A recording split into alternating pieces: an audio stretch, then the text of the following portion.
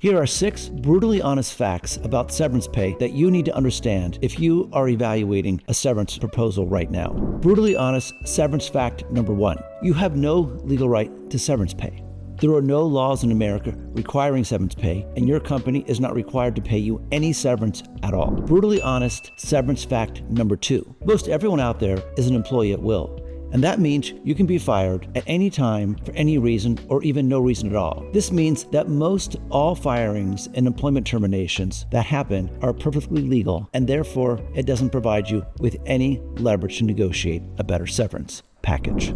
Brutally honest severance fact number 3. Your length of service or amazing record of success at work gives you no right to more or any severance at all. It doesn't matter if you've spent your entire career working for a company and have done an incredible job. That doesn't alone give you the right to any severance pay or more severance pay. You could have spent 25 years at a company and earning Employee of the Month award every single month, but still, that would not give you the right to any severance package. Brutally honest severance fact number 4. There is no legal formula to determine severance pay. A lot of people out there seem to think there's some type of formula that companies are required to use to calculate severance pay. That's wrong. Severance is not required and it's not regulated by any laws at all, and companies are free to pay however much severance they want. Some companies do have practices where they give certain amounts of severance pay based upon length of service, but it's not required. They just do it because they want to. Brutally honest severance fact number 5. The best time to negotiate a severance package is before you start working there, because that's when you have the most leverage. It's possible to include what's called a pre-negotiated severance in your employment offer letter or your employment agreement. And in these pre-negotiated severance provisions, you can set forth how much severance pay you're going to receive when you leave the company.